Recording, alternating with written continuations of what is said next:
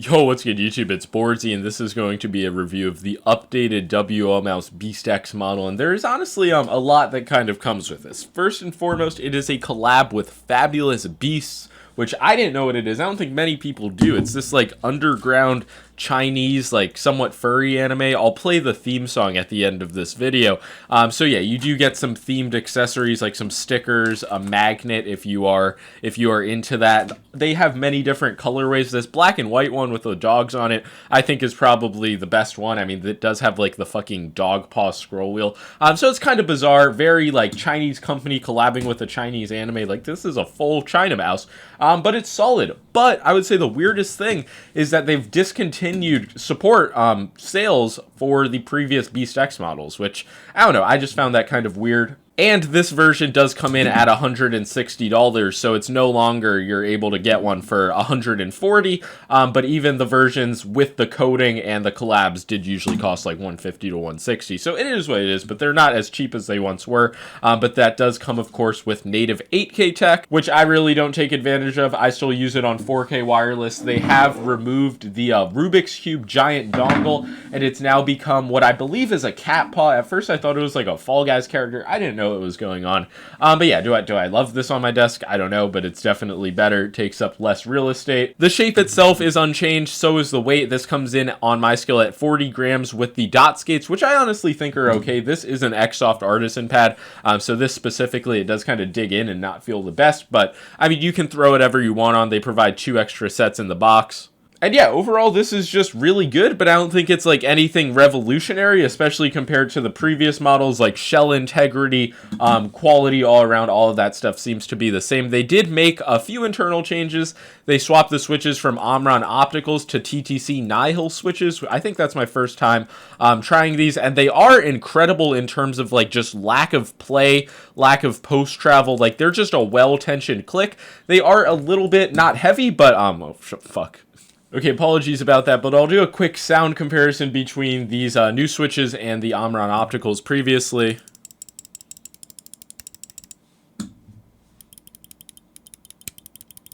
And yeah, I really do feel like the Omron Opticals on the boardzy edition, there is no fucking bias. This is just like the latest version of the mouse that I had. They did have like a quicker rebound to increase spammability, because I complained on the first model. I don't think that this is bad. These are unspammable, unusable clicks, but I just do find them to be a little bit stiffer, a little bit heavier. And I do find that my right click just takes a little bit less pressure to activate than the left one, but these are very minor gripes. I think ultimately the click quality is very good. The coating on the clicks is very grippy. I think this is the same as their previous skin coating.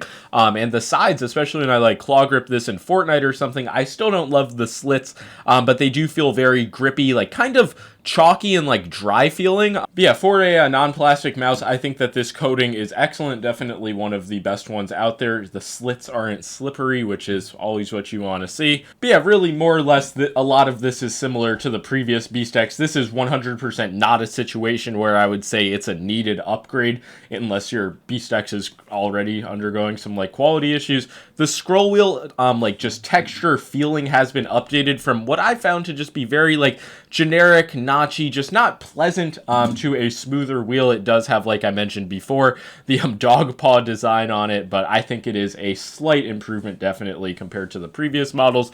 The side buttons are now like, they have this like silver metallic finish, and they do have a like slightly more slippery texture to the touch, I guess, but they feel perfectly fine in game. Like when your fingers are resting on them, there's going to be no issues whatsoever. And there is still like very minor play on the bottom button, but as the batches have progressed, the side button quality has gotten better, and that's obviously what you like to see. So I really have no complaints. I was able to use this in Fortnite. Oh no, did the fucking theme song start playing? That's crazy. Okay, apologies once again for the technical difficulties. This video has been riddled with them. But yeah, regarding the 8K, just the updated tech, the new PCB that they're using, honest to God, like, I don't notice any major differences.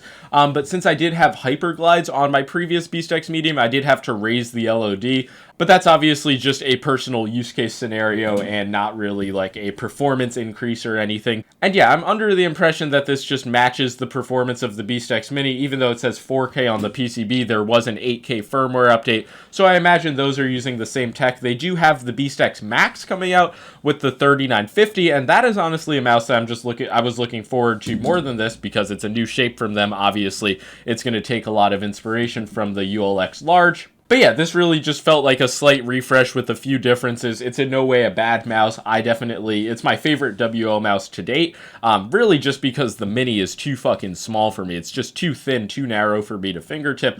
Whereas the ULX Small, it's just ever so slightly wider, like at the grip width, and I'm able to use that shape.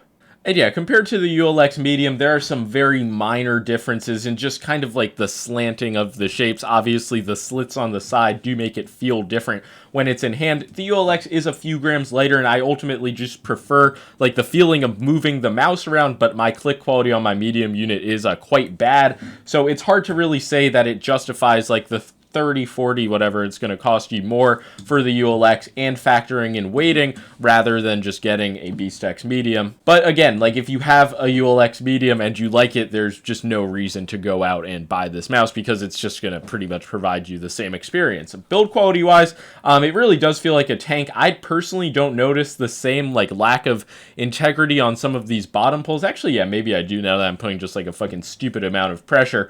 But yeah, the quality of this is going to be solid. I didn't notice any difference with the weight balancing. Like maybe if you pinch at the absolute top when you fingertip, you might notice like the back swinging around, but where I grip towards the medium of the mouse, I find the weight balancing to be pretty spot on. But yeah, as weird as it might sound, some mice just feel like they're lower than their advertised weights, but this just feels like it's spot on. Like this feels like a 40-gram mouse to me. If you're looking for an example, like the Viper V3 Pro, that feels like it's lighter than 54 grams or whatever. But really, this is going to keep the seal of approval.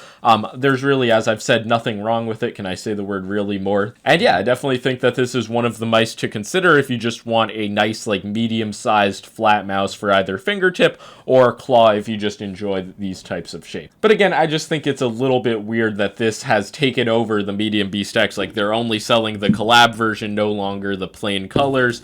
It's like they're not just updating those to 8K, they're getting rid of them. Very interesting. But yeah, now quickly, one of the last things I'm going to mention is battery life, and I have only had this mouse for 5 days, obviously splitting some time between this and the V3 Pro, but especially the last 2 days I've put a lot of time on this, using it on occasionally 1K with high speed, but mainly 4K, and it still has 3 out of 5 bars, I believe. And yeah, they don't give you an exact battery percentage in the software, but it hasn't like drained on me super rapidly, so I do feel like that this is an improvement, at least compared to the previous BeastX versions from inactivity, so that might have been a factor that impacted it. It's just something I noticed. I could be wrong, but yeah, the battery life does seem improved. And that's about all I gotta say for his video. This is probably the best the BeastX has felt. Oh yeah, they do provide you a pretty nice carrying case as well. Like the included extras definitely do provide some value. I don't know if it's like worth 10-20 more than it was before. You get a cable, you get an extra 1K dongle if you want it for whatever reason. But that's going to be all. Make sure to leave a like and subscribe if you want to be a fabulous beast in the future and see more mouse reviews. But yeah, I'll leave a link in the description. Would recommend using code boardzy, save a few percent instead of giving the Chinese all of your money. But yeah, that's going to be all for this video, and I will include the Fabulous Beasts anime theme song or whatever.